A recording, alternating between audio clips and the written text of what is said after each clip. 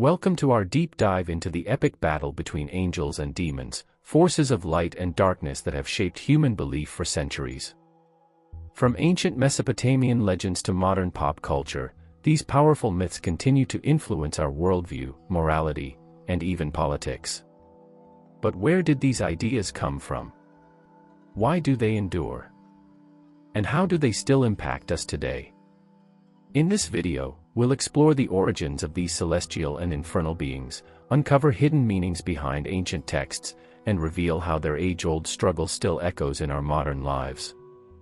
Let's uncover the truth behind the myth. Angels and demons in Judaism, divine messengers and spiritual opponents. Judaism, one of the world's oldest monotheistic religions, is deeply rooted in the belief of a singular, omnipotent God who governs the universe.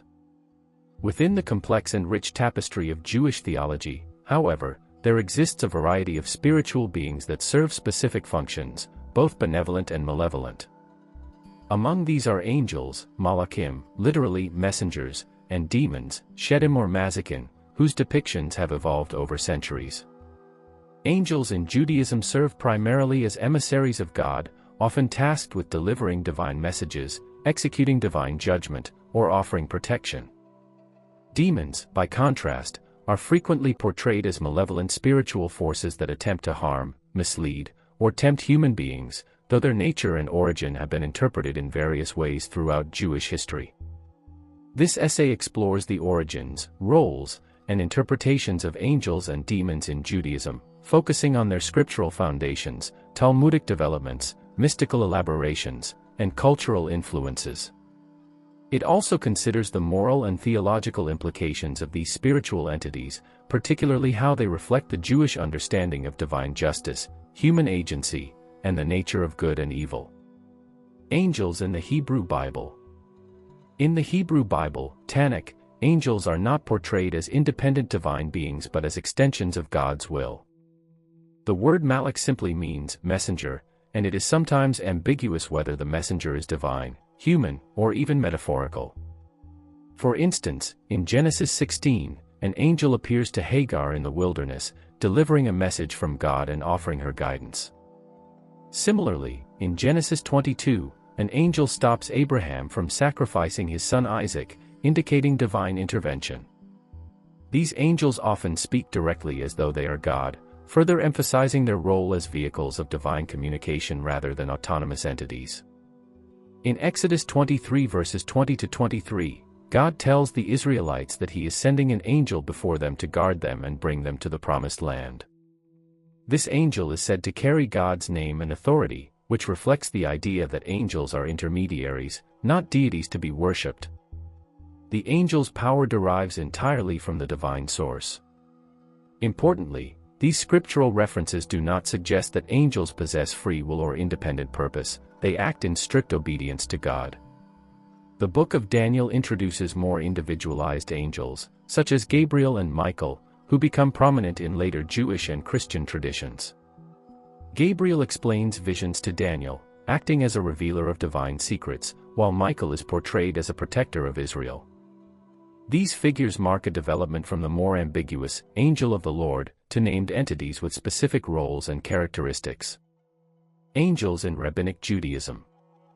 Rabbinic literature, including the Talmud and Midrash, expands upon biblical notions of angels, elaborating their hierarchies, functions, and interactions with human beings.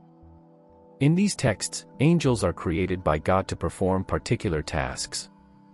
The Talmud, e.g., Chagiga 12b, discusses angels as beings made of fire and wind, emphasizing their ethereal, spiritual nature.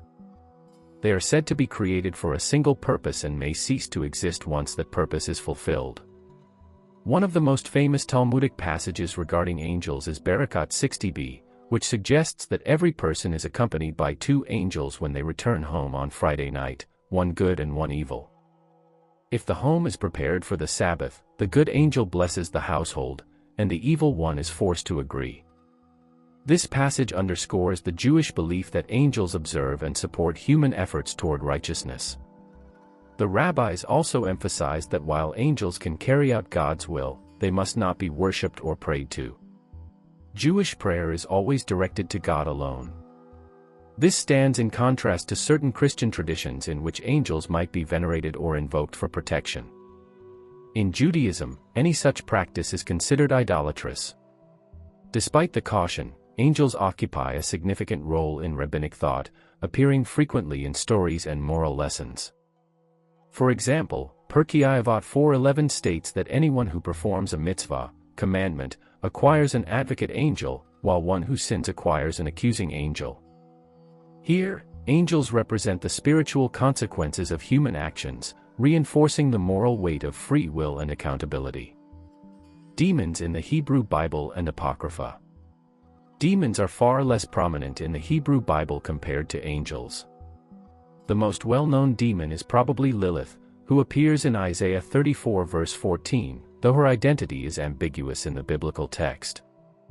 In later Jewish folklore and mysticism, she becomes a major demonic figure, described as Adam's first wife who rebelled and became a night demon preying on children and pregnant women. Other hints at malevolent spirits appear in Deuteronomy and Psalms. Deuteronomy 32 verse 17 states that the Israelites sacrificed to demons, Sheddim, not God, linking demonic beings to idolatry. Psalm 106 verse 37 similarly speaks of child sacrifices to Sheddim. These references suggest that demons were associated with foreign gods and the dangers of idol worship. Yet, these figures are not given much detail or narrative space, perhaps reflecting the Bible's monotheistic emphasis and reluctance to engage in dualistic cosmology. In post-biblical literature, such as the Book of Enoch and other apocryphal writings, demons become more fully realized as spiritual entities. The Book of Enoch, which was influential in early Jewish mysticism but not included in the canon, tells the story of the Watchers, fallen angels who mated with human women and fathered giants, Nephilim, thereby introducing evil into the world. These fallen beings are sometimes regarded as the origin of demons in later mystical traditions. Demons in Rabbinic Judaism. The Talmud contains a surprising number of references to demons, especially in tractates such as Barakat, Pesachim, and Gittin. These beings are called mazakin, harmers, and are said to be numerous and invisible. The sages held a dual attitude toward them. While not theologically central, they were treated as a real part of the unseen world. Barakat 6a claims that demons surround every person. If a person could see them, they would be terrified, but only those with special abilities could perceive them. The Talmud also attributes various physical and psychological afflictions to demons. For example, nightmares, illnesses, and sudden death were sometimes explained as the result of demonic interference. Specific prayers and rituals, including amulets and incantations, were thought to provide protection. However, such practices were always framed within a monotheistic worldview. Power ultimately resides with God, and demons cannot act outside divine permission. Despite their fearsome reputation, demons in the Talmud are not omnipotent or fundamentally evil in a metaphysical sense. They are part of a morally complex world in which even harmful forces serve a role, possibly as tests, punishments, or reminders of human frailty. In Gittin 68a-b, the demon king Ashmedai, Asmodeus, plays a prominent role in the story of King Solomon, illustrating that demons can have agency and interact with humans in meaningful ways. Ashmedai is depicted as intelligent, cunning, and dangerous, but not as the ultimate embodiment of evil. Mysticism and the Kabbalistic view. With the rise of Jewish mysticism, particularly Kabbalah in the 12th to 16th centuries, the roles of angels and demons became more metaphysically nuanced. Kabbalists developed a vast cosmology of spiritual realms, divine emanations, sphirot, and angelic hierarchies. Angels were associated with specific sphirot and divine attributes. Archangels such as Metatron, Raphael, and Uriel became prominent in mystical texts, often described as cosmic agents who assist in sustaining the spiritual and material worlds. Kabbalists also elaborated on the demonic realm, often called the Sitra Achra, the other side, which exists as a shadow or distortion of the divine. Within this realm dwell demonic entities, including Samael, the accuser or angel of death, and Lilith, who together represent the male and female aspects of impurity and spiritual danger. These beings are not purely evil in a dualistic sense, but rather reflect the consequences of imbalance in the spiritual order. Sin, according to the Kabbalists, can nourish the demonic realm, while righteousness weakens it. In Lurianic Kabbalah, the idea of kelipot, husks or shells, further develops this theme. Kelipot are impure spiritual layers that conceal divine light and must be broken or purified. Demons are often associated with these kelipot, which cling to holiness and feed on spiritual decay. This dualism is not metaphysical but moral and cosmological. Evil exists not as an independent force, but as a parasitic distortion of good. Angels and demons in Jewish practice and culture. Throughout Jewish history, angels and demons have figured prominently in folk traditions, magical texts, and protective rituals. Amulets inscribed with angelic names or verses from scripture were used to ward off evil spirits. The names of angels such as Michael, Gabriel, and Raphael were believed to offer spiritual protection, especially during childbirth or illness. Similarly, precautions against demons included reciting certain psalms, avoiding dangerous times and places, like ruins or crossroads at night, and observing purity laws. The belief in Lilith, particularly as a threat to newborns, led to customs like placing amulets in the nursery or drawing protective symbols on walls. These practices reveal the lived experience of Jewish spirituality, where divine protection and the threat of harm were part of everyday consciousness. Importantly, even when magical or supernatural practices were involved, they were often justified within halakhic, Jewish legal frameworks. The goal was never to control supernatural forces for selfish gain but to align oneself with divine will and protection. Angels and demons in Judaism are not abstract mythological figures but integral components of a theological system that emphasizes divine sovereignty, moral responsibility, and the interconnectedness of the seen and unseen worlds. Angels serve as messengers, guardians, and embodiments of God's will.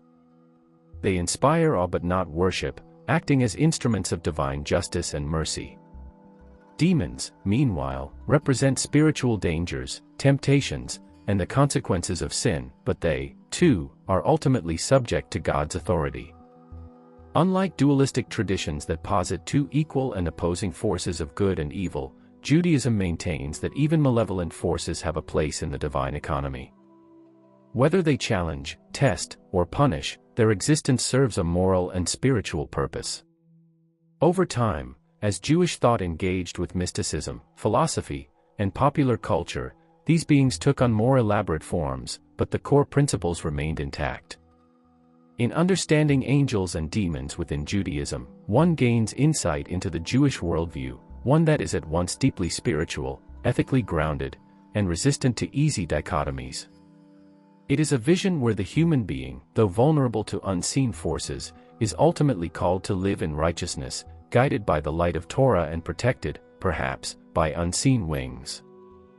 Christianity's development of angelic hierarchy and satanic mythology. Christianity, evolving from its Judaic roots and shaped by Greco-Roman, Near Eastern, and medieval traditions, developed a rich and intricate framework around supernatural beings. Central to this is the structured hierarchy of angels and the vivid mythology surrounding Satan, a once glorious angel who became the chief adversary of God and the embodiment of evil.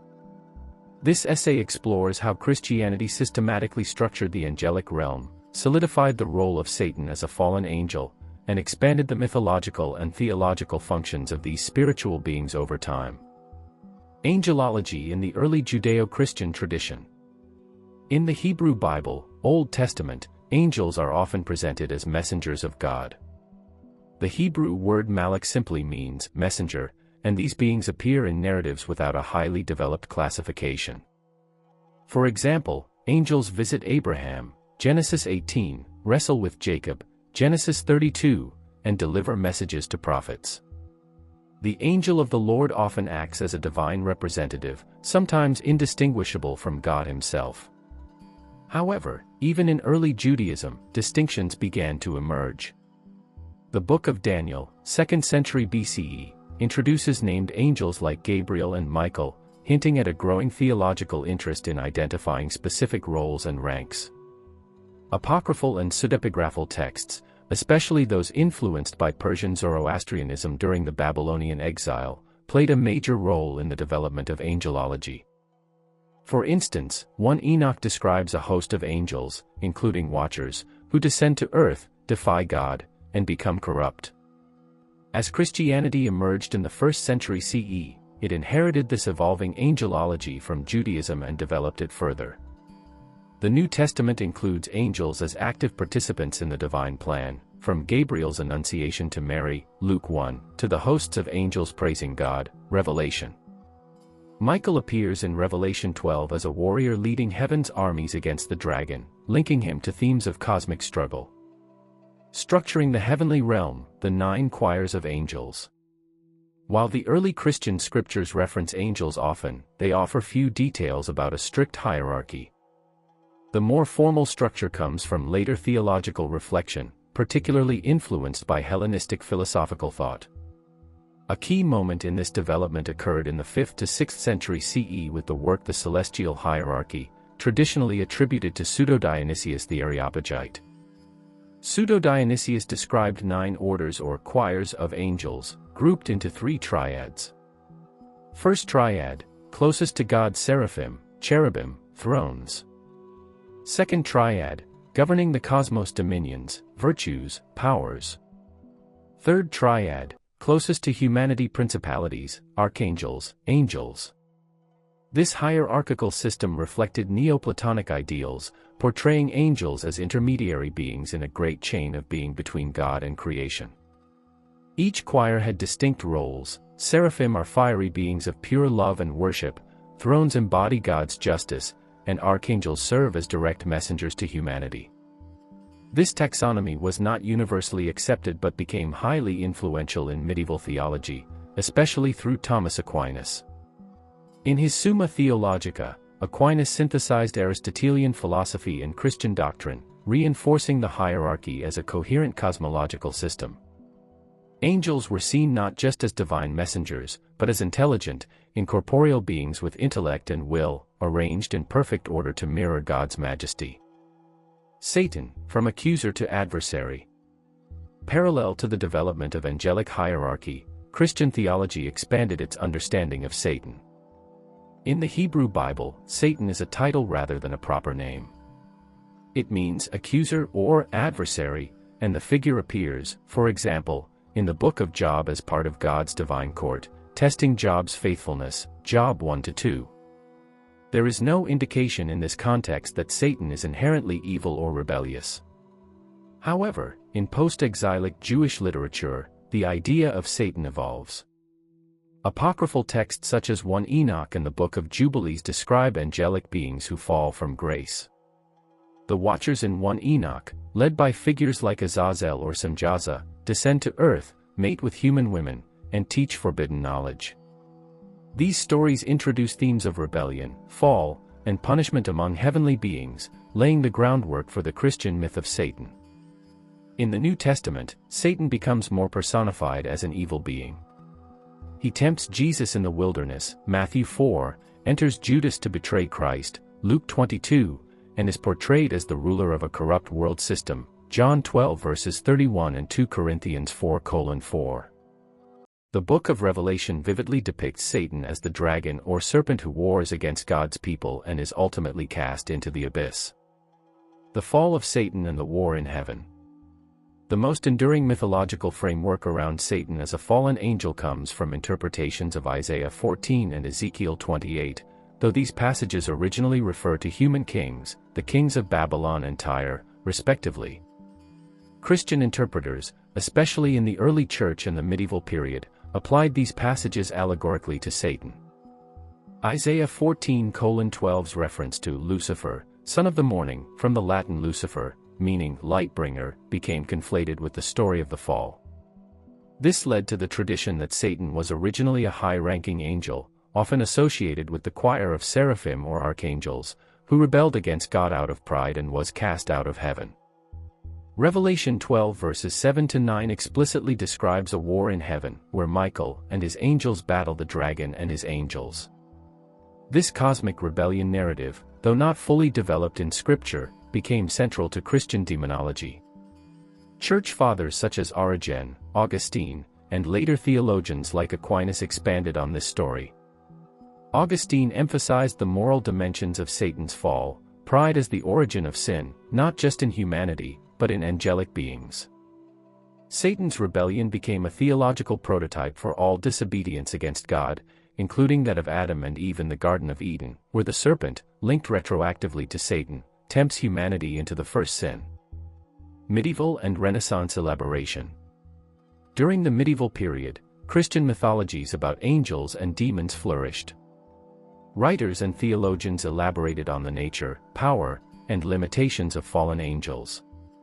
Demons, seen as Satan's legions, were organized in mimicked hierarchies, reflecting the celestial order they had once occupied. Some demonological traditions even categorized demons into legions or ranks, paralleling the angelic choirs.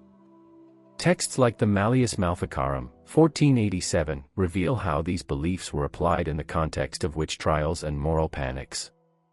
Satan was thought to govern a vast infernal bureaucracy, manipulating humans, causing plagues, and forging pacts with witches. Hell became conceptualized as Satan's dominion, though originally in scripture it was not necessarily linked to his rule. Dante Alighieri's Inferno, early 14th century, visually and narratively cemented Satan's mythos in Christian imagination. In Inferno, Satan is a tragic, grotesque figure trapped in the frozen center of hell, punished for his rebellion. Dante's vision, though literary, influenced generations of Christian thinkers and artists, shaping the modern depiction of Satan and hell. Similarly, John Milton's Paradise Lost, 1667, provided one of the most detailed mythological frameworks of the fall. Milton portrayed Satan as a charismatic, tragic figure who famously declares, "Better to reign in hell than serve in heaven." Though Milton's theological views were complex, his epic solidified Satan's image as a once noble angel who chose rebellion and became the great enemy of God and man. Modern theological and cultural interpretations. In modern Christian theology, particularly among Protestant denominations, the focus has shifted somewhat from elaborate angelologies to personal salvation and ethical living. Nonetheless, belief in angels and demons remains prevalent among many Christians. The Catholic Church maintains formal doctrine about angels and acknowledges the existence of Satan and his activity. Contemporary Christian thinkers emphasize the symbolic and moral significance of Satan. While some continue to see Satan as a literal personal being, others view him more as a metaphor for evil, temptation, and human rebellion. C.S. Lewis, in the Screwtape Letters, 1942, offered a satirical yet spiritually instructive portrayal of demonic temptation, aligning with the idea of Satan as a corrupter of souls. Pop culture has also adopted and transformed Christian angelic and satanic imagery. Television, movies, and literature have reimagined angels as both heroic and tragic figures, and Satan as everything from an archetype of evil to a misunderstood anti-hero. While these depictions often deviate from orthodox theology, they reflect the enduring power of the Christian mythos. Christianity developed a structured and multi-layered understanding of angels, formalized in systems like the Nine Choirs and supported by theological giants such as Pseudo-Dionysius and Aquinas. At the same time, it constructed a vivid and powerful mythology around Satan as a fallen angel, shaped by reinterpretations of Jewish texts, New Testament imagery, and centuries of theological reflection. These developments served not only as doctrinal foundations but also as cultural and moral narratives that influenced Western thought, art, and literature for centuries. What began as simple messengers of God and an accuser within the divine court evolved into a complex celestial hierarchy and a cosmic drama between good and evil. This theological structure helped Christians conceptualize the unseen world, divine providence, and moral struggle. It continues to shape Christian worldview and imagination, standing as one of the most profound developments in the history of religious thought. Thanks for joining us on this journey through the ancient myths of angels and demons. These timeless stories continue to shape our values, fears, and understanding of good and evil. Whether viewed as symbolic archetypes or divine forces, their influence reaches deep into religion, culture, and even modern storytelling. If you enjoyed this exploration, don't forget to like, subscribe, and hit the bell so you never miss a mythological deep dive. Share your thoughts in the comments. Do you see these forces at work in today's world? Until next time, stay curious, stay questioning, and keep seeking the stories that shape us.